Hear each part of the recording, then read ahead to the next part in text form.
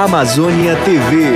Oferecimento Massas Fortaleza Express. Muito mais sabor em menos tempo. E Unimed Manaus. Bom mesmo é saber que você não está sozinho. Olá, boa tarde para você. A terça-feira é de tempo nublado aqui na capital e em alguns municípios do interior. Essas são imagens da Avenida da Amizade, em Tabatinga, e o céu está parcialmente nublado. Confira alguns destaques desta edição. As Forças Armadas viram alvo dos bandidos. 2 criminosos invadiram a base aérea de Manaus e levaram um fuzil. Funcionário de uma cooperativa de ônibus é baleado durante uma tentativa de assalto. A ação foi registrada pelo Circuito de Segurança. Detentos do Puraquequara fazem nova rebelião e 3 agentes penitenciários são feitos reféns. Confusão hoje cedo no Hospital Adriano Jorge por causa de atendimento. Chega aqui 11 horas da noite, a gente dorme aqui, a gente tem que dormir. Greve dos rodoviários é suspensa após acordo entre Prefeitura e o sindicato da categoria. Você também vai acompanhar o caso do missionário em Apuí. Ele foi preso acusado de prometer purificação em troca de sexo com adolescentes. Vamos mostrar também a situação de moradores de áreas próximas a Igarapés nesta época de chuva.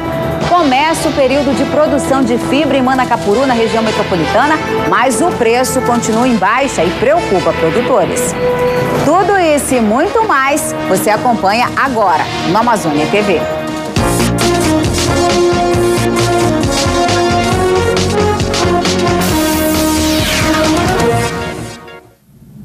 Homens entram na base aérea de Manaus e roubam munição e um fuzil. Quem tem os detalhes é o repórter Tiago Herculano. Segundo a assessoria da Polícia Militar, 2 bandidos invadiram na madrugada desta quarta-feira a base aérea de Manaus pela área da mata. Na ação, eles renderam o sentinela que estava de plantão e roubaram um fuzil com 40 munições. Policiais da Rocan e do 7º SECOM permanecem no local fazendo as buscas para tentar encontrar os suspeitos. Tiago Herculano para o Amazônia TV. Segundo a Força Aérea Brasileira, o comando da base aérea de Manaus abriu um inquérito policial militar para apurar o caso. No fim da manhã, a polícia da aeronáutica cercou toda a área em volta à base.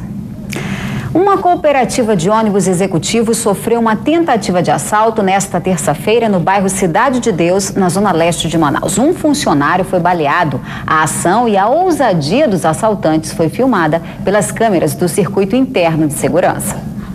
São 9h53 da manhã quando os 4 bandidos chegam andando à cooperativa.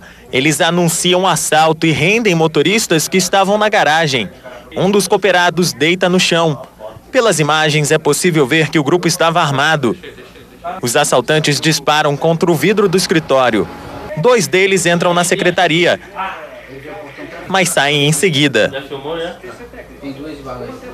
O assalto só não deu certo porque um dos funcionários da cooperativa que estava sentado neste sofá percebeu a movimentação dos bandidos. Ele correu para dentro do escritório e trancou este portão com um cadeado. O tiro que foi disparado pelo lado de fora acabou entrando no escritório e atingiu o contador Edival de Souza Lopes, de 51 anos. Edival foi atingido no abdômen e levado ao Hospital Platão Araújo, onde passou por uma cirurgia. Ele não corre risco de morte. Quase constantemente, diariamente, é efetuado assalto em nossos veículos aqui do Alternativo. Tanto o Alternativo como o Executivo, o assalto é diariamente. Na parede do portão ainda está a marca de um dos tiros. A ação dos bandidos termina quando um dos cooperados, que se aproxima de carro, percebe o assalto e foge. Um homem em uma moto alerta ao restante do grupo. 2 fogem na garupa do motoqueiro e os outros 2 a pé. Toda a ação durou menos de 3 minutos. O caso está sendo investigado pelo 13º DIP. 4 pessoas foram presas, entre elas uma mulher e um adolescente, que são acusados dessa tentativa de assalto. O adolescente, claro, foi apreendido. Os suspeitos foram reconhecidos pelas vítimas. E uma outra cooperativa também foi assaltada ontem à noite aqui na capital. Só que a quadrilha foi surpreendida pela polícia quando terminava o assalto. Elton Macedo Holanda, de 21 anos, Carlos Alexandre de Melo, de 19 anos e Bruno Eduardo da Silva, de 20 anos de idade, foram presos após um assalto a um escritório de uma cooperativa na Cidade Nova, zona norte de Manaus. Na hora que eles entraram, já fizeram ele de refém, O restinho de dinheiro que tinha sobrado, que dava para abastecer, levaram tudo, levaram o celular, fizeram limpo em todo mundo lá. Segundo o delegado, eles foram presos em flagrante no momento da fuga. Eles saíram de lá, a polícia ainda não havia chegado no local. Chegou em seguida e começou a perseguir eles. E nisso, o quarto elemento, que é o que, segundo eles que planejou o assalto, desceu do carro e conseguiu fugir. A polícia ainda procura por um quarto assaltante, identificado como Marcos. Ele seria o chefe do bando e teria fugido levando o dinheiro do assalto e a arma do crime. E ontem à tarde ocorreu mais uma rebelião na unidade prisional do Puraquequara. Os presos fizeram 3 reféns. No portão da unidade, familiares aflitos por informações. Fica todo mundo aqui querendo saber o que está acontecendo, quem foi transferido, quem não foi, e ninguém sabe, né? Depois que morre, que mata, já era. A rebelião começou por volta de 1h da tarde desta terça-feira no pavilhão 8, onde estavam 27 presos de alta periculosidade. Entre as exigências, a transferência de alguns desses detentos para outras unidades. Segundo o comandante da ROCAM, 3 agentes carcerários foram feitos reféns. Cerca de 100 homens logo foram acionados e ficaram de prontidão no local. 3 reféns, tá tudo bem com eles, não estão machucados. Para negociar o fim do motim, eles exigiram a presença do presidente da Comissão de Direitos Humanos da OAB, que chegou por volta de 4h da tarde. Fui chamado para negociação, estou entrando agora para ver. Um dos requisitos é a minha presença aí para conversar com eles. São 3 reféns, deixei lá que eles estão em perigo de vida. Os reféns começaram a ser liberados às 5h da tarde. Um deles, John Stanley, estava emocionado, abraçou os colegas de trabalho. Foi embora sem falar com a imprensa. Em seguida, os outros agentes foram liberados, sem nenhum ferimento. Os presos foram transferidos para outras unidades da capital. A solicitação teria sido motivada por ameaças de morte, feitas por presos de grupos rivais. Após a rebelião, o representante da OAB conversou com familiares de detentos e até identificou problemas graves, como a falta de água potável na unidade do Puraquequara. Eu estive lá dentro agora com os representantes, conversei com eles. É verídica a informação. Hoje isso aqui é alimentado por carro-pipa, né, que é feito de forma esporádica e precisa, é claro, de uma medida urgente do Estado, porque a falta d'água no presídio, com toda certeza, é a ausência total, né, dos direitos humanos das pessoas que aí estão. E nesta manhã, o secretário adjunto de Justiça e Direitos Humanos, Bernardo Encarnação, foi entrevistado no Bom Dia Amazônia. Ele explicou como a secretaria vai resolver o problema da falta de água na unidade prisional do Puraquequara. Nós temos que reconhecer que o presídio foi inaugurado em 2002, portanto, já são praticamente 11 anos e o poço começou a apresentar problema. A Secretaria de Justiça, preocupada com essa situação, já encomendou à CEINF um projeto para que um novo poço seja perfurado, mas não é verdade que apenas o carro-pipa esteja atuando. Ele está apenas complementando o fornecimento que o poço está dando. Está havendo um racionamento, sim, mas não há uma falta d'água que possa causar um grande problema. E a Secretaria de Justiça já está adotando as providências para que nós tenhamos esse problema sanado o mais brevemente possível. Nós temos em construção 2 presídios no interior, sendo um em Maués e outro em Tefé. Acreditamos que no primeiro semestre o de Maués esteja concluído. Além disso, temos uma ampliação do centro de detenção provisória, que já vai ser feita a licitação, já há os recursos para que isso seja feito. Além disso, há um outro projeto já tramitando no DEPEN para que nós tenhamos a liberação de recursos para a construção de mais um presídio. Ou seja, nós temos também a necessidade de que no interior os prefeitos façam a doação de terrenos para que sejam construídos presídios. Nós recebemos, inclusive, a visita do prefeito de Parintins. Era um pleito antigo daquele município, na verdade uma necessidade mesmo, para que nós tenhamos também o projeto elaborado para Parintins e possamos encaminhar para o Departamento Penitenciário Nacional. E a Polícia Militar prendeu 3 homens suspeitos de pichar muros na madrugada desta quarta-feira. Os jovens foram detidos no Lírio do Vale quando faziam a pichação de uma casa e encaminhados aqui para o 5º DIP no bairro Santo Antônio. Irão responder pelo crime contra o meio ambiente. Ainda nesta manhã, eles assinaram um termo circunstanciado de ocorrência e foram liberados. Não perca depois do intervalo, confusão hoje cedo no Hospital Adriano Jorge por causa do atendimento. Até a polícia teve que ser acionada. Envergonhado e humilhado por causa que a gente chega cedo e não é atendido. Veja também, Cetan disponibiliza mais de 5.000 vagas em cursos de qualificação profissional. E ainda nesta edição, preso o homem acusado de abusar sexualmente de adolescentes em troca de purificação. Fique de olho, a hora agora 12h11. Continue ligado que a gente volta já já.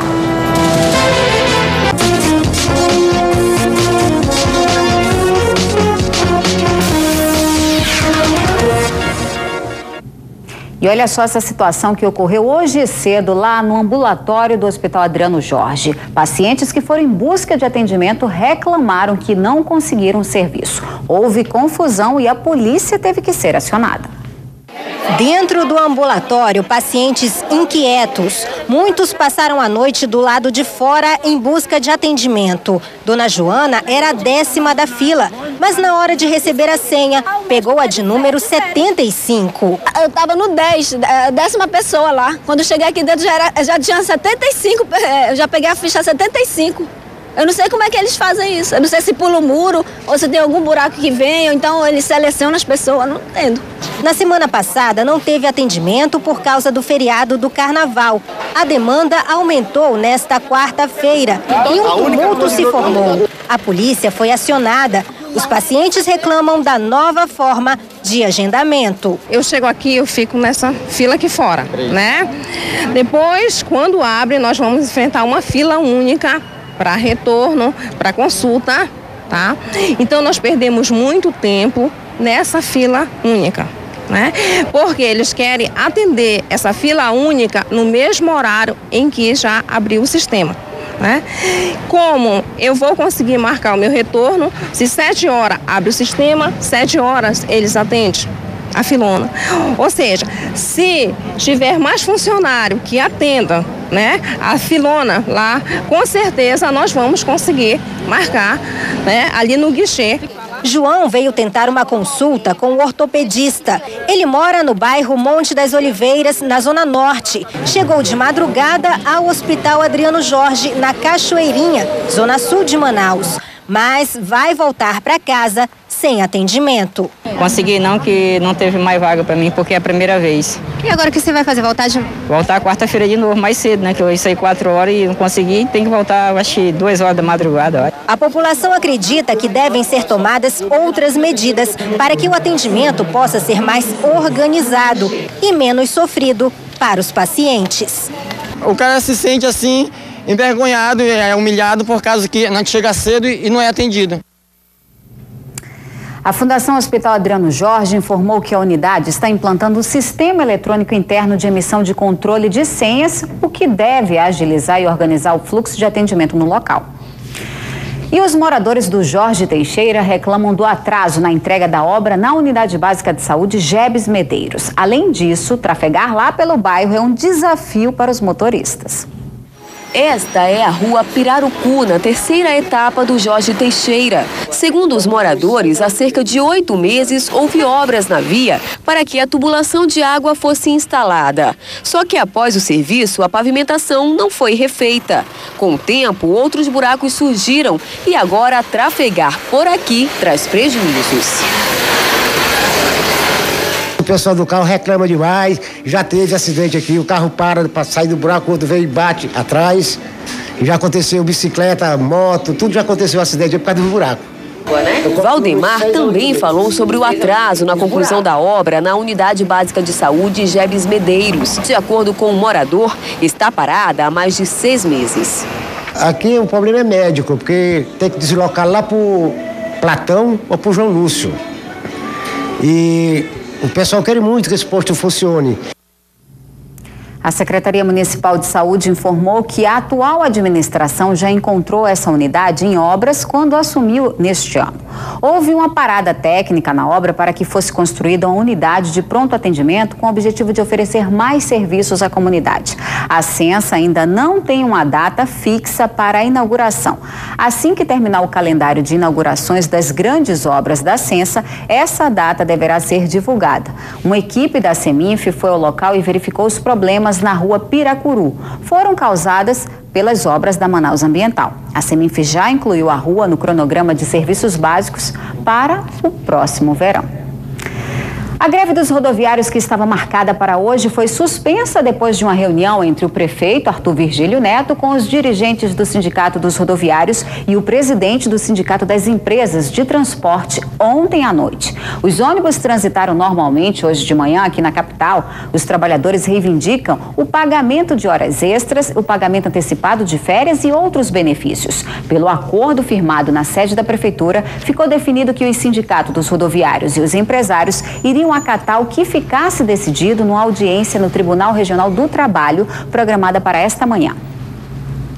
E o julgamento da ação trabalhista dos rodoviários terminou agora há pouco e foi acompanhado pela repórter Artemisa Gadelha.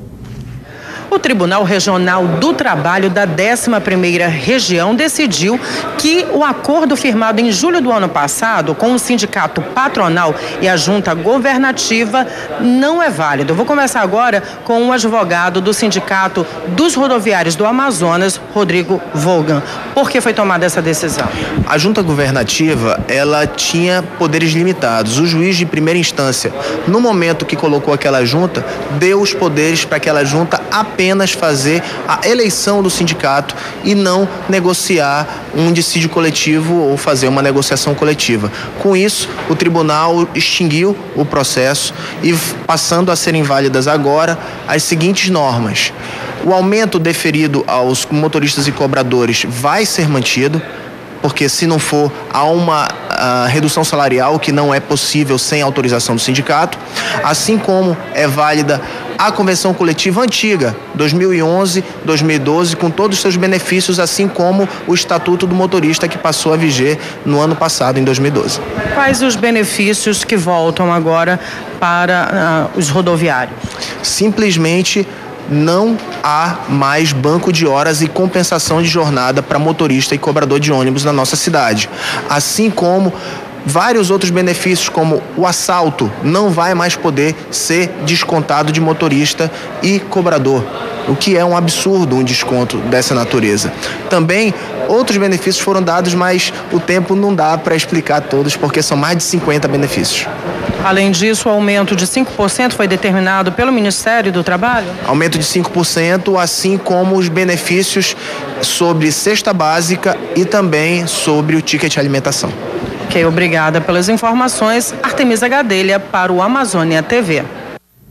E agora vamos falar de oportunidades de trabalho e cursos de qualificação que o CETAM está oferecendo. São mais de 5.000 vagas e nós vamos conversar agora sobre esse assunto com o repórter Rubens Medeiros. Boa tarde, Rubens. Onde é que esses candidatos interessados devem se dirigir para fazer a inscrição? Boa tarde, Lili. Boa tarde, amigos do Amazônia TV. Muito obrigado pela sua audiência. É muito simples. Basta você reunir a documentação necessária e ir a um centro de convivência da família ou do idoso mais próximo de você. Só que tem um porém. Como as inscrições começaram ontem e já terminam amanhã, em muitos lugares, a procura foi intensa, não há mais vaga. Vamos saber onde é que ainda tem vaga? Vamos conversar com a diretora-presidente do CETAM aqui no Amazonas, a Joésia Pacheco. Presidente, muito boa tarde. Obrigado pela participação aqui na Amazônia TV. Onde é que ainda tem vaga?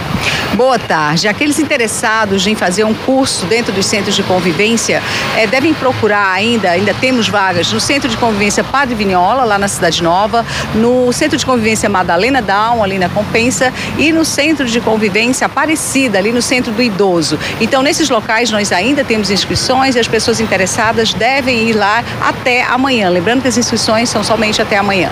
Mais de 5.700 vagas. Que cursos são esses? Exatamente. No esforço que o governo do estado está fazendo para ampliar o projeto Oportunidade de Renda e aumentar as chances das pessoas de geração de renda e também aumentarem a sua empregabilidade, nós oferecemos neste momento, nesta semana, cerca de 5.700 vagas, das quais muitas delas, como você mesmo já falou, já foram preenchidas. Mas as pessoas que não tiveram oportunidade de fazer a sua inscrição nesta semana não precisam precisam se preocupar. O governo do estado, ao longo deste ano de 2013, lançará cerca de 180 mil vagas entre cursos técnicos, cursos de informática e cursos de qualificação profissional, tanto na capital quanto no interior do estado. Vamos lembrar então bem rapidinho a documentação: identidade, CPF.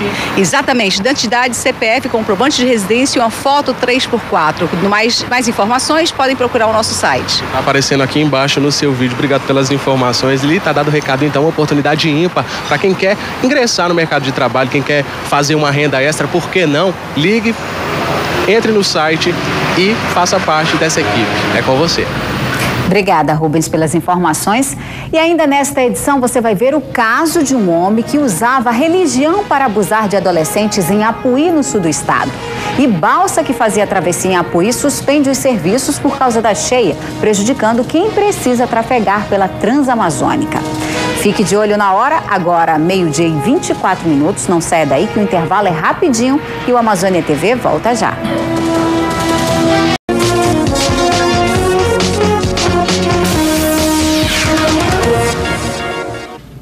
Uma balsa que fazia a travessia do rio Aripuanã, em Apuí, suspende os serviços por causa da enchente, dificultando ainda mais as condições de tráfego na Transamazônica. A interrupção causa transtorno e traz prejuízos para quem precisa passar pelo lugar.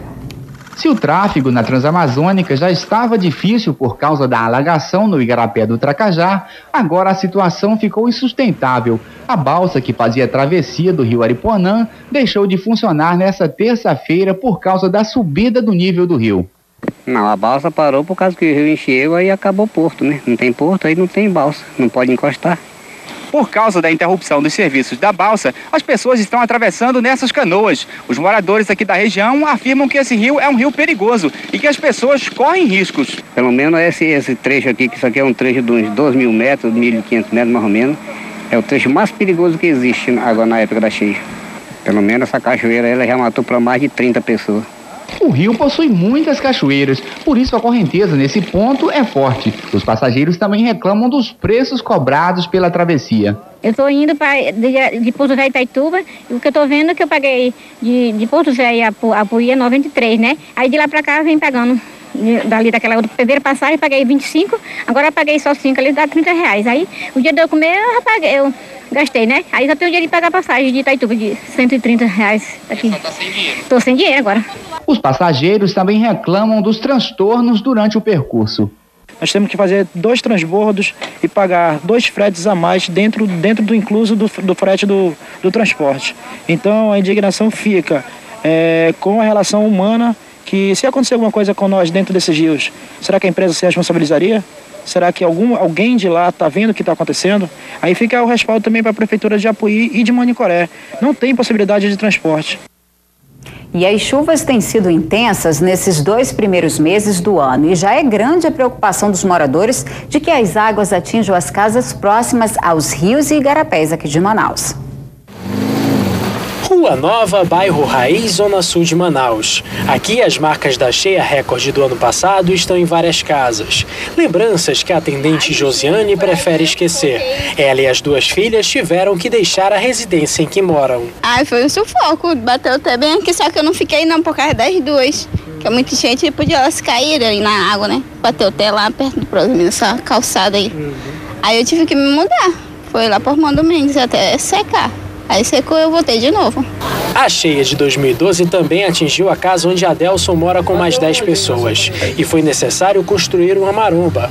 O Prosamin cadastrou a família dele e todos esperam ansiosos pelo programa para deixarem o local. Estamos esperando agora a partir de março, que eles confirmaram com nós, né? Inclusive eu já estou atrás de casas, que eles mandaram ir atrás de casa para eles indenizarem. Tá na esperança aí do Prosamin, então, avançar? Avançar. Esperamos, se Deus quiser. No bairro Glória, zona oeste da capital, centenas de famílias também foram vítimas da enchente. Dona Raida Costa, que mora no Beco Vitória, teme pela cheia deste ano e pelas doenças que ela pode trazer. Do risco de saúde, que ainda mais quem tem criança, né? Rato, é arriscado um rato mijar em cima de uma comida da gente, um pão, uma coisa, ninguém não sabe, né?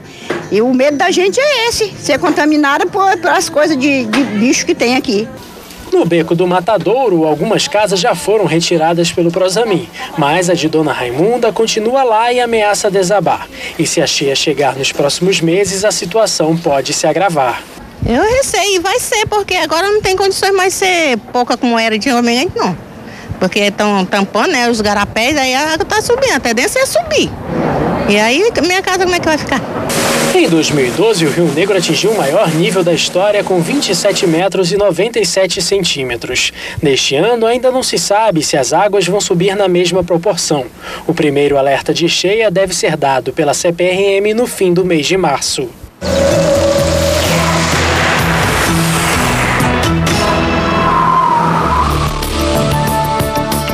Quarta-feira será chuvosa na região. Áreas de instabilidade associadas à zona de convergência intertropical favorecem a ocorrência de chuvas acompanhadas de trovoadas no Amazonas, Pará e em Rondônia.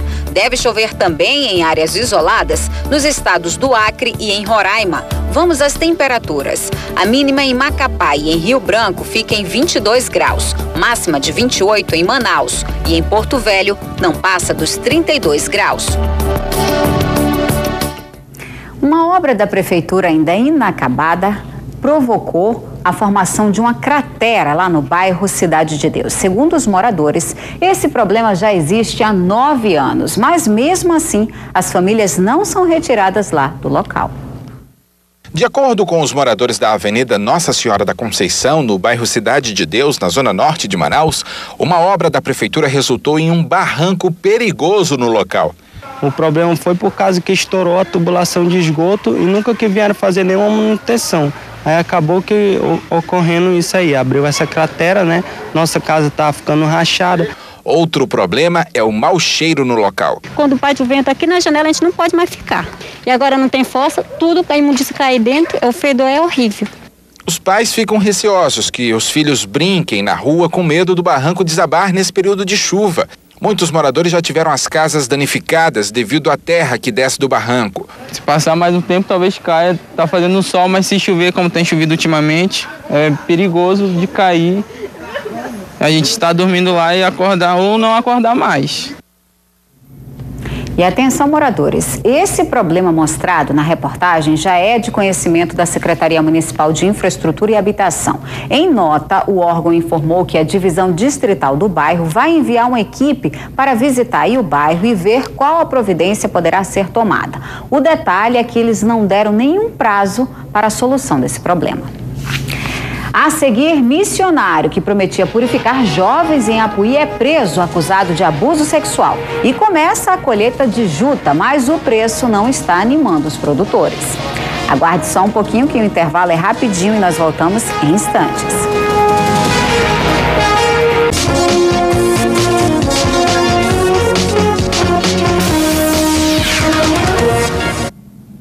Olha só esse caso que foi registrado no sul do estado. A Polícia Civil em Apuí prendeu um missionário que prometia purificar garotas, mas abusava sexualmente delas. Ele foi denunciado por 2 vítimas. Segundo a polícia, ele afirmava que tinha o poder de purificar as meninas que não fossem mais virgens. E para isso bastava que elas aceitassem manter relações sexuais com ele. Gilmar de Jesus foi preso por abuso sexual. Mesmo crime que já era acusado no estado do Acre, mas foi solto por falta de provas. Nas 2 situações, ele alega inocência. E aqui em Manaus, a Polícia Militar prendeu um homem de 69 anos, um idoso, suspeito de tentar estuprar uma menina de 2 anos no bairro Monte das Oliveiras, na zona norte de Manaus. O crime foi no fim da tarde de ontem e foi denunciado pela mãe da criança, que chamou a polícia após flagrar o idoso tocando as partes íntimas da menina. O delegado informou que o suspeito do crime era conhecido da mãe da criança e no momento do flagrante, todos estavam na casa do idoso. Ele foi autuado por tentativa de estupro de vulnerável e está preso na cadeia pública Raimundo Vidal Pessoa, no centro de Manaus. A Receita Federal já publicou as normas e os procedimentos para o preenchimento da Declaração do Imposto de Renda Pessoa Física 2013. O Nos próximos 2 meses, Antônio Albuquerque tem muito trabalho. De 1º de março a 30 de abril, prazo para acertar as contas com o Leão, ele vai ter mais de 200 declarações para fazer. E quem ainda não se planejou, é bom ficar atento. Quem perder o prazo, paga multa. De R$ 165, que é pelas pessoas que estão obrigadas a declarar, mas estão isentas pelo seu teto. E de 20% sobre o imposto devido. Diga, ela tem um imposto de R$ 1.000 a pagar, ela vai pagar mais uma multa de R$ 200 pela não entrega da declaração. De acordo com a Receita, são obrigados a declarar os contribuintes que receberam em 2012 rendimentos tributáveis acima de R$ 24.500, tiveram rendimentos isentos superiores a R$ 40.000 ou possuíam até 31 de dezembro do ano passado bens avaliados em mais de R$ 300.000. A expectativa da Receita Federal é receber mais de 25 milhões de declarações em todo o país. O ano de 2013 vai ser o último no qual os contribuintes vão declarar o imposto de renda pelo modelo simplificado. O projeto da declaração pré-preenchida tem uma finalidade: aumentar o número de contribuintes beneficiados. Mas a novidade só deve começar a valer em 2014. Para o contribuinte isso fica mais fácil, porque evita ter que guardar esse arquivo que ele guarda de um ano para o outro. Então ele receberia aí os dados constantes de declarações dele mesmo, de anos anteriores, e as informações do próprio ano que ele está fazendo a declaração. Essa é a ideia da pré-preenchida. A subida do nível do Rio Solimões e o preço baixo preocupa produtores de juta na região de Manacapuru, no interior do Amazonas. Com parte da produção da safra passada no depósito, o preço do produto caiu e está desestimulando o produtor. Mas com a subida da água não dá para esperar, é hora de colher o produto. A gente está cortando a fibra já, né? Está colhendo agora, só que a água está meio avançada de novo. As terras estão cada vez mais baixas e a gente está meio atrapalhado. O juticultor espera agora a ajuda do governo para garantir preço mínimo para a fibra. Nós ainda estamos perdendo dinheiro, né? Esperava um preço melhor e se o governo ajudar, né? Também nos 20 centavos, aí ainda a gente tem essa garantiazinha, né? Se não ajudar, também aí vai ficar lá embaixo, né? Segundo a presidenta da Comapem, Cooperativa de Produtores de Fibra de Manacapuru, apesar da queda no preço, está garantida a compra da produção. Havia a conversa no interior que ninguém ia comprar fibra esse ano, e então nós fomos dizer ao nosso produtor que a cooperativa vai comprar através da Conab, do governo federal. A queda no preço da fibra tem sido um dos obstáculos para os produtores. Segundo a Comapem, o preço praticado este ano está quase 20% a menos que o praticado no final da safra passada. O ano passado nós fechamos de R$ 2,00 a cooperativa e teve mais 20 centavos do governo estadual o subsídio. Esse ano a cooperativa está praticando R$ 1,60 no posto da cooperativa, mais os 20 centavos do governo estadual. O governo do estado anunciou este mês investimento de R$4.700.000 que visam beneficiar cerca de 2.000 famílias que atuam no setor extrativista dos municípios de Manacapuru, Manicoré, Canutama e Lábrea.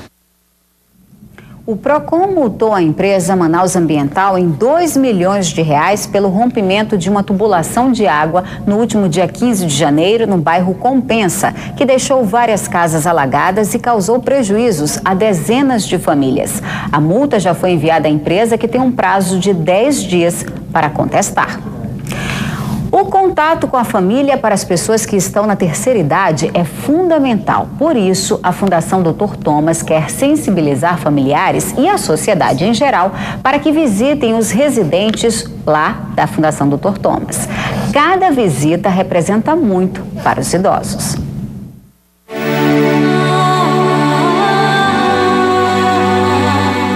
Um olhar de quem já trabalhou muito, o peso dos anos se soma ao do abandono. Raimundo era feirante na Panair. Há pouco mais de um ano mora na Fundação Dr. Thomas. A expressão de tristeza no rosto dele tem um motivo: a solidão. Quando eu estou sozinho na minha cama à noite, assim que eu estou sozinho, que eu me lembro, eu choro. Como é triste a pessoa só. ainda mais doente. A falta das visitas da família causou um bloqueio psicológico em Eurídice. A equipe de assistentes sociais não consegue entrar em contato com os familiares, porque ela diz que não existe ninguém que se lembre dela. Muita gente joga a família aqui e se esquece. Não quero nem saber. A família está aqui e eles vêm visitar aqui, não vai ver ninguém. Fazer o quê? Para mudar esta triste realidade, a Fundação Dr. Thomas realiza várias atividades. Há um ciclo de palestras que ocorre a cada 3 meses para estimular a visita de familiares e amigos aos idosos que moram na Fundação. Atualmente, são 116 idosos que moram no lugar. Só 50% recebem visitas dos familiares. Quando nós iniciamos há 2 anos atrás, era um número bem menor. Então, a gente percebe que esse número vem crescendo. O que nós temos feito, né, para aumentar mais ainda a visita para esses idosos nós estamos continuando ligando para os familiares, para os amigos, vizinhos, né, dos idosos, e também nós estamos convidando a sociedade para vir conhecer os idosos da Fundação Dr. Thomas. A assistente social explica que as visitas são fundamentais para a qualidade de vida deles. O idoso que tem, né, a visita da família, ele se sente mais seguro, mais acolhido pelos seus familiares. E aí, consequentemente, ele vai ter uma vida e uma qualidade de vida melhor. E ela tem razão. Ronilson é um exemplo do efeito positivo. Ele recebe visitas regulares da filha e dos amigos. É algo primordial, porque todo ser humano ele necessita do interagimento, tanto familiar como também social. E por outro lado, quer dizer que a gente se sente à vontade para poder dialogar, quer dizer, que é apresentar assim, quer dizer, que algumas coisas que ocorrem no momento. Então isso é formidável. Você fica feliz? Perfeitamente, não tem a menor dúvida. As visitas podem ser feitas pela manhã e à tarde. Qualquer pessoa pode vir aqui e ser um amigo de um idoso. Mas então você que tem um tempo livre, quiser vir fazer esse bem para um idoso aqui carente, venha no horário de 9 às 11 horas ou de 15 às 17, todos os dias, pode vir visitar a Fundação Dr. Thomas. A gente passa para o setor de serviço social para passar as orientações, né, e pegar o contato dessa pessoa, porque a gente se preocupa com a segurança dos nossos idosos também. E você pode vir fazer esse bem para uma pessoa, conversar, ler um livro, fazer uma amizade, e eu tenho certeza que quem vem fazer esse bem ganhará muito mais enquanto ser humano.